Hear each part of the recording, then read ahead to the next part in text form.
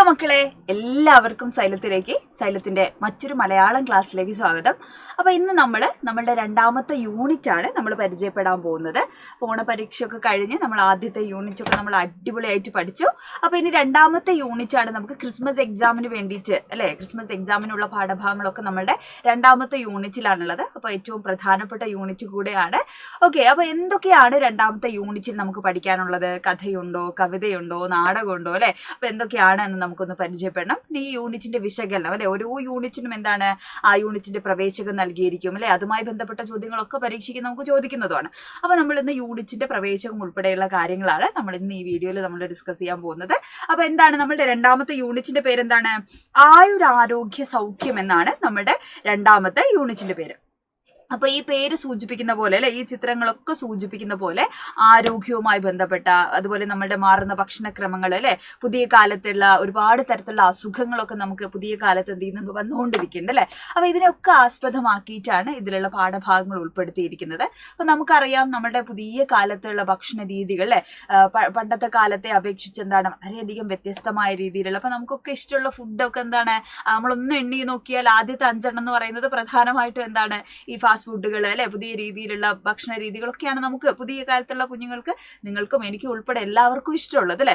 അപ്പൊ ഈ ഭക്ഷണക്രമങ്ങളൊക്കെ എന്താണ് ഒരു പരിധിവരെ നമ്മളുടെ ആരോഗ്യത്തെ ബാധിക്കുന്നതോ അത് പലതരത്തിലുള്ള അസുഖങ്ങളിലേക്ക് നയിക്കുകയൊക്കെ ചെയ്യുന്നതാണ് അല്ലെ. അപ്പൊ പുതിയ പാഠപുസ്തകമൊക്കെ നിർമ്മിച്ച സമയത്ത് നമ്മൾ പുതിയ കാലത്തെ അല്ലെ, പുതിയ തലമുറയിലെ കുഞ്ഞുങ്ങൾ എന്ത് ചെയ്യണം, ഈ പറയുന്ന ഭക്ഷണക്രമത്തെക്കുറിച്ചും നമ്മളുടെ ആരോഗ്യത്തെക്കുറിച്ചും ചുറ്റുപാടുകളെ കുറിച്ചും ഒക്കെ ബോധവാന്മാരായിരിക്കണം അല്ലെ. അതിന് വേണ്ടിയിട്ടാണ് ഇത്തരത്തിലുള്ള പാഠഭാഗങ്ങളൊക്കെ അല്ലെ, പഠിച്ച് മാർക്ക് വാങ്ങുക, A+ വാങ്ങുക എന്നതിനപ്പുറത്തേക്ക് ഇങ്ങനെയുള്ള കുറേ കാര്യങ്ങൾ കൂടെ നമ്മൾ ഉൾക്കൊള്ളേണ്ടതുണ്ട്, നമ്മൾ തിരിച്ചറിയേണ്ടതുണ്ട് അല്ലെ. അപ്പൊ അതുകൊണ്ടാണ് ഇത്തരത്തിലുള്ള പാഠഭാഗങ്ങളൊക്കെ നമുക്ക് ഉൾപ്പെടുത്തിയത് എന്ന് കൂടെ നമ്മൾ മനസ്സിലാക്കുക.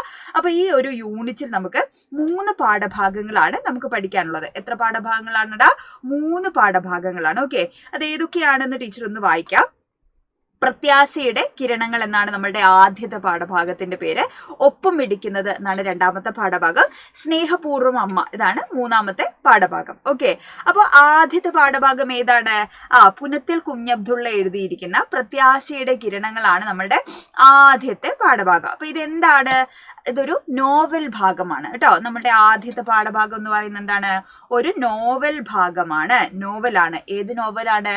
പുനത്തിൽ കുഞ്ഞബ്ദുള്ള എഴുതിയിരിക്കുന്ന മരുന്ന് എന്ന് പറയുന്ന നോവലിലെ ഒരു ഭാഗമാണ്. ഏത് നോവലാണ്? മരുന്ന് എന്ന് പറയുന്ന നോവലിലെ ഒരു ഭാഗമാണ് പ്രത്യാശയുടെ കിരണങ്ങൾ എന്ന് പറയുന്ന നമ്മളുടെ ആദ്യത്തെ പാഠഭാഗം, രണ്ടാമത്തെ യൂണിറ്റിലെ ആദ്യത്തെ പാഠഭാഗം. രണ്ടാമത്തെ പാഠം ഏതാ നോക്കൂ നിങ്ങള്. ഒപ്പം മിടിക്കുന്നത് എന്നാണ് രണ്ടാമത്തെ അല്ലെ നമ്മുടെ പാഠഭാഗത്തിന്റെ പേര്.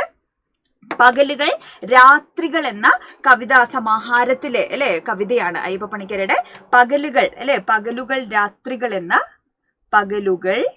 രാത്രികൾ എന്ന കവിതാ സമാഹാരത്തിലെ കവിതയാണ് ഏത്? ഒപ്പമിടിക്കുന്നത് എന്ന് പറയുന്നത് അയ്യപ്പ പണിക്കരാണ് അത് എഴുതിയിട്ടുള്ളത്. മൂന്നാമത്തത് സ്നേഹപൂർവ്വം അമ്മ എന്ന് പറയുന്ന കൃതിയാണ്. ഇത് എവിടെ നിന്നാണ് എടുത്തിരിക്കുന്നത്? സുഗതകുമാരി ടീച്ചർ എഴുതിയ കവിതയാണ്. മേഘം വന്നു തൊട്ടപ്പോൾ, ഏതാണ്? മേഘം വന്നു തൊട്ടപ്പോൾ എന്ന കൃതിയിലുള്ള കവിതയാണ് നമ്മുടെ മേഘം വന്നു തൊട്ടപ്പോൾ എന്നാണ്. മേഘം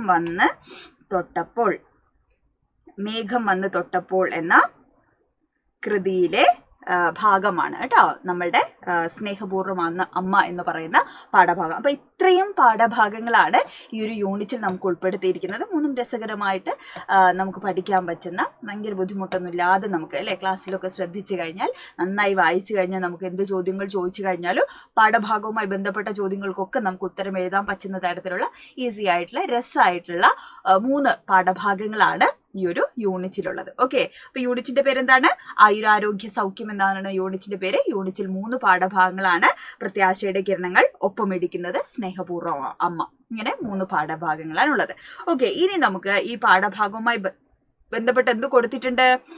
ഒരു പ്രവേശകം കൊടുത്തിട്ടുണ്ട്. അപ്പൊ പ്രവേശകമായി സാധാരണ നമുക്ക് കൊടുക്കാറുള്ളത് കവിതയായിരിക്കും, അല്ലെങ്കിൽ ഏതെങ്കിലും കവിതയായിരിക്കും, ഏതെങ്കിലും നോവലിലുള്ള ഭാഗമായിരിക്കും. പക്ഷെ ഈ തവണ നമുക്ക് തന്നിട്ടുള്ളത് ഒരു പഴഞ്ചൊല്ലുകളുടെ ഒരു കൂട്ടമാണ്. ഒരു കൂട്ടം പഴഞ്ചൊല്ലുകളാണ് നമുക്ക് തന്നിട്ടുള്ളത്. അപ്പൊ എന്താ പഴഞ്ചൊല്ല് എന്ന് പറഞ്ഞു കഴിഞ്ഞാല്, പഴഞ്ചൊല്ല് അല്ലെ, എഴുതപ്പെട്ട ഒരു ചരിത്രമൊന്നും അതിനില്ല, പറഞ്ഞു വരുന്നതാണ് അല്ലെ.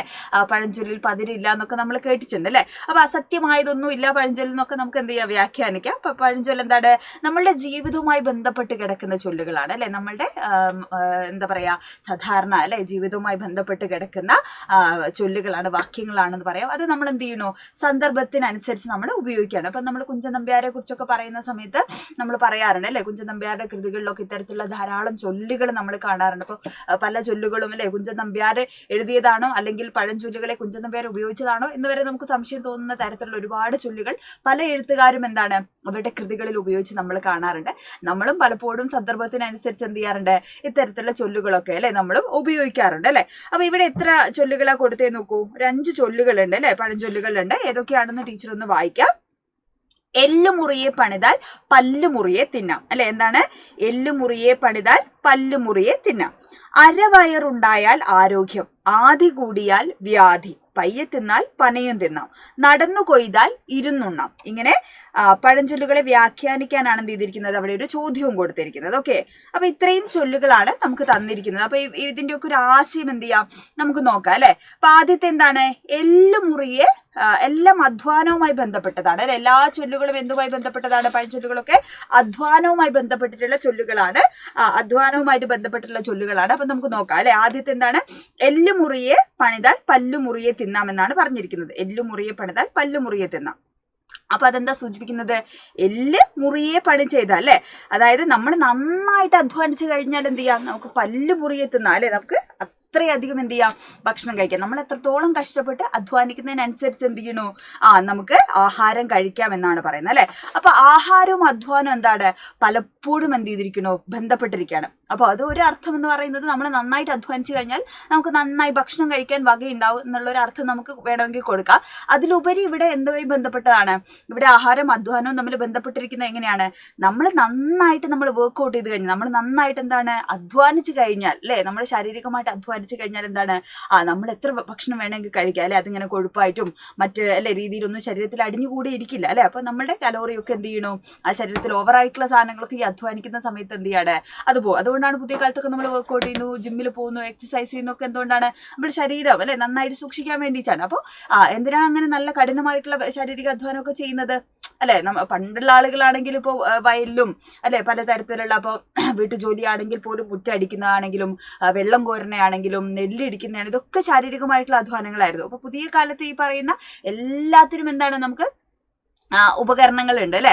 മിക്സി ഉണ്ട്, ഗ്രൈൻഡർ ഉണ്ട് അല്ലെ. വെള്ളമാണെങ്കിൽ നമ്മൾ മോട്ടറിലാണ് നമ്മൾ ഉപയോഗിക്കുന്നത് അല്ലെ, പൈപ്പ് വെള്ളം ഉപയോഗിക്കണോ, കിണറ്റിൽ നിന്ന് വെള്ളം കോരേണ്ട ആവശ്യം നമുക്കില്ല. അപ്പൊ ഇങ്ങനെ നമുക്ക് എല്ലാ രീതി, ഇപ്പോൾ പുരുഷന്മാർക്കാണെങ്കിലും അല്ലെ, പകുതിയിലധികം ആളുകളും ഇപ്പൊ വയലിലൊക്കെ ആയിരുന്നു ജോലി ചെയ്തുകൊണ്ടിരുന്നത്. അപ്പൊ പുതിയ കാലത്ത് എന്ത് ചെയ്യണു, അത്തരം ജോലികളൊന്നുമില്ല. നമ്മൾ ചിലപ്പോൾ IT മേഖലയിലൊക്കെ ജോലി ചെയ്യുന്ന ആളുകളുടെ ഓഫീസ് വർക്ക് ഒക്കെ ആണെങ്കിൽ അവർ മുതൽ വൈകുന്നേരം വരെ ഇരിക്കുകയായിരിക്കും അല്ലെ. അപ്പൊ ശാരീരികമായിട്ടുള്ള അധ്വാനം അവിടെ കുറയാണ്. എന്നിട്ടോ നമ്മൾ പുതിയ തരത്തിൽ എന്ത് ചെയ്യണോ, ആളുകൾ ജീവിതശൈലി എന്ന് പറഞ്ഞു കഴിഞ്ഞാൽ പുറത്തുനിന്നൊക്കെയാണ് നമ്മൾ അധികവും ഭക്ഷണം കഴിക്കുക അല്ലെ. അപ്പൊ ജങ്ക് ഫുഡ്സും അങ്ങനെയുള്ള എണ്ണ കലർന്ന ഭക്ഷണങ്ങളൊക്കെയാണ് നമ്മൾ അധികവും കഴിക്കുക അല്ലെ. അപ്പൊ ശാരീരിക അധ്വാനവും ഇല്ല, ഭക്ഷണവും ആവശ്യത്തിലധികം അനാവശ്യമായിട്ട് നമ്മൾ കഴിക്കുകയാണ്. വിശക്കുമ്പോഴൊക്കെയാണ് പണ്ടൊക്കെ നമ്മൾ ഭക്ഷണം കഴിക്കുക അല്ലെ. പക്ഷെ ഇപ്പൊ എങ്ങനെയാണ്, വിശക്കൊന്നും വേണ്ട, നമുക്ക് വിശക്കാതെ തന്നെ നമ്മൾ എന്ത് ചെയ്യണു, ഭക്ഷണം കഴിക്കുക എന്നുള്ളത് നമ്മളുടെ ഒരു രീതിയൊക്കെ ആയി മാറിക്കഴിഞ്ഞിരിക്കുകയാണ് പുതിയ കാലത്ത്. അപ്പൊ ഈ ഒരു സന്ദർഭത്തിൽ എന്താണ്, ഈ ഒരു പഴഞ്ചൊല്ലിന് വളരെയധികം അല്ലെ പ്രാധാന്യമുള്ളതാണ്. അപ്പൊ ആരോഗ്യവും അധ്വാനമൊക്കെ പരസ്പരം ബന്ധപ്പെട്ട് കിടക്കുകയാണ്. അപ്പൊ നമ്മൾ കഴിക്കുന്ന ആഹാരത്തിലെ അധിക കലോറികളൊക്കെ എന്താണ്, പുറന്തള്ളണമെങ്കിൽ എന്ത് ചെയ്യണം, നമ്മൾ അമിതമായിട്ട് എന്ത് ചെയ്യണം, അല്ലെങ്കിൽ നമ്മൾ ആവശ്യത്തിന് എന്ത് ചെയ്യണം, നമ്മൾ അധ്വാനിക്കണം എന്നുള്ളതാണ്. അപ്പൊ അതിന്റെ ഭാഗമാണ് പുതിയ കാലത്തുള്ള ജിമ്മും എക്സസൈസും ഒക്കെ എന്നുള്ളത് മക്കള് ആലോചിക്കുക. ഓക്കെ, അപ്പൊ അതാണ് എല്ലുമുറിയെ പടുത്താൽ പല്ലുമുറിയെ തിന്നാമെന്ന് പറയുന്നത്. 2, അരവയറുണ്ടാൽ ആരോഗ്യം എന്നാണ് പറയുന്നത് കേട്ടോ. അതായത് നമ്മൾ പൊതുവെ പറയാറുണ്ടത് അത്താഴം അല്ലെ, അരവയർ എന്നൊരു ചൊല്ല് നമുക്കുണ്ട്. അതായത് അത്താഴം എന്താണ്, രാത്രി കിടക്കുന്ന ഒരു പ്രാവിന്റെ പിടിയോളം എന്നൊക്കെ നമ്മൾ പറയും അല്ലെ. അത്ര മാത്രമേ നമ്മൾ കഴിക്കാൻ പാടുള്ളൂ, രാവിലെ രാജാവിനെ പോലെ കഴിക്കണം എന്നൊക്കെ പറയും. രാത്രി എന്താണ്, ദഹിക്കാനൊക്കെ ഭയങ്കര ബുദ്ധിമുട്ടായിരിക്കും അല്ലെ. അപ്പൊ വിശപ്പിനാണ് നമ്മൾ ആഹാരം കഴിക്കേണ്ടത് അല്ലെ. അപ്പൊ വയറ് നിറഞ്ഞ് കവിഞ്ഞ് ആഹാരം കഴിക്കുന്നതിനേക്കാൾ ആരോഗ്യത്തിന് നല്ലത് എന്താണ്, ആവശ്യത്തിന് അല്ലെ. ആവശ്യത്തിനാണ് എന്ത് ചെയ്യേണ്ടത്, അരവയറ് അല്ലെ. അത്രയൊക്കെ നമുക്ക് ആവശ്യമുള്ളൂ ഹെൽത്തി ആയിട്ട് ഇരിക്കാൻ എന്നുള്ളതാണ് സൂചിപ്പിക്കുന്നത്. അപ്പൊ ആവശ്യത്തിന് മാത്രം ആഹാരം കഴിക്കുക, അമിതമായിട്ട് ആഹാരം കഴിക്കുന്ന എന്ത് ചെയ്യണു, നമുക്ക് പലതരത്തിലുള്ള രോഗങ്ങളിലേക്ക് നമ്മളെ കൊണ്ടുപോകുന്നതാണ് പറയുന്നത്.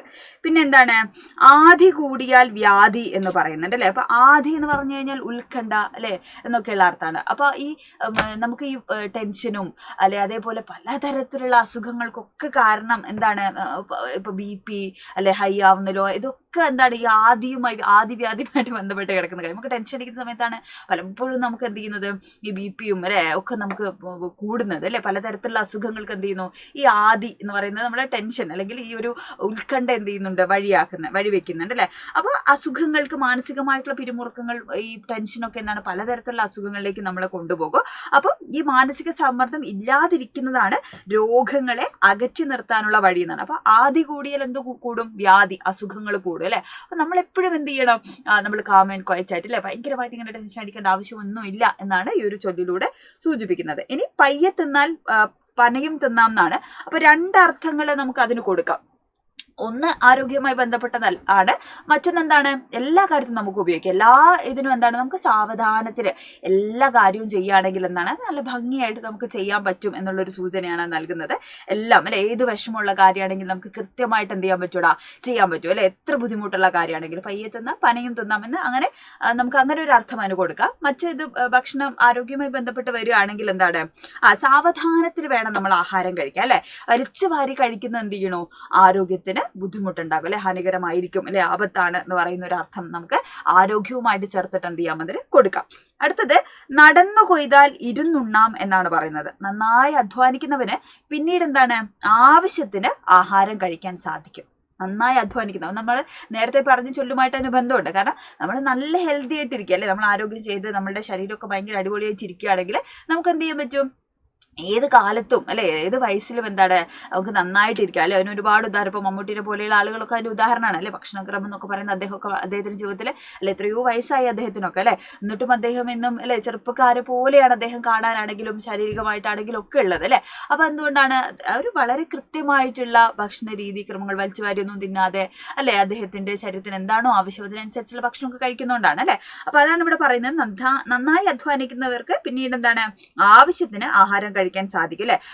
അധ്വാനിക്കാത്തവൻ എന്ത് ചെയ്യില്ല, അതിനുള്ള അവസരം കിട്ടില്ല. അതിന് മുന്നേ ഒരു 30, 40, 45, 50 ഒക്കെ ആകുമ്പോഴത്തേക്ക് എന്ത് ചെയ്യുന്നു, പലതരത്തിലുള്ള അസുഖങ്ങൾ വന്നിട്ട് ഇന്നിപ്പോഴും ചെറുപ്പക്കാരായിട്ടുള്ള ആളുകൾക്കാണ് അല്ലെ, 10, 32, 35 വയസ്സുള്ള കുട്ടികൾ എന്നല്ല ചെറുപ്പക്കാരായിട്ടുള്ള ആളുകളൊക്കെ എന്ത് ചെയ്യണം, മരിച്ചു പോകുന്ന ഒരു കാലം കൂടിയാണ്. ഹാർട്ട് അറ്റാക്ക് വരുന്നുണ്ട്. കാരണം ഇത്തരത്തിലുള്ള പുറത്തുള്ള ഭക്ഷണ രീതികളാണ്. അതിന് മാത്രം എക്സസൈസോ അല്ലെ ശാരീരികമായിട്ടുള്ള അധ്വാനമൊന്നും അവർ ചെയ്യുന്നില്ല. അപ്പൊ ഇങ്ങനെ പലതരത്തിലുള്ള അസുഖങ്ങൾ എന്ത് ചെയ്തിരുന്നു, വന്നുകൊണ്ടിരിക്കുന്ന ഒരു കാലത്ത് കൂടി ചെറുപ്പക്കാർക്ക് പോലും വരുന്നൊരു കാലത്താണ്. പണ്ടൊക്കെ അറ്റാക്കൊക്കെ വരെ കുറെ പ്രായമായ ആളുകൾക്കൊക്കെ ആയിരുന്നു. വളരെ ചെറുപ്പക്കാരിൽ പോലും എന്താണ് ഇത്തരത്തിലുള്ള അസുഖമൊക്കെ നമ്മൾ കാണുകയാണ്.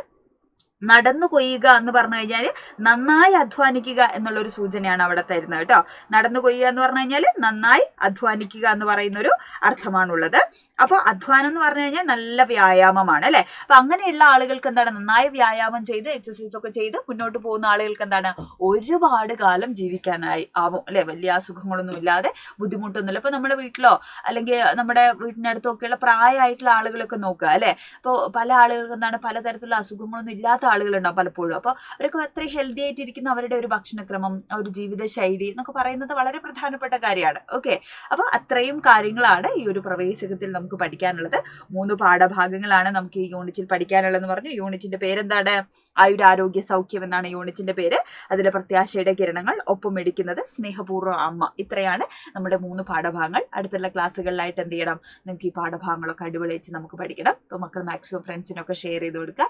ഇനി ഏത് ചാപ്റ്റർ ആണ് നിങ്ങൾക്ക് വേണ്ടത് എന്നൊക്കെ ഉള്ളത് മക്കളെ കമന്റ് ചെയ്യാം കേട്ടോ. അപ്പൊ നമുക്ക് വീണ്ടും ഒരു ക്ലാസ്സിൽ എന്ത് ചെയ്യാം, നമുക്ക് കാണാം. Bye bye.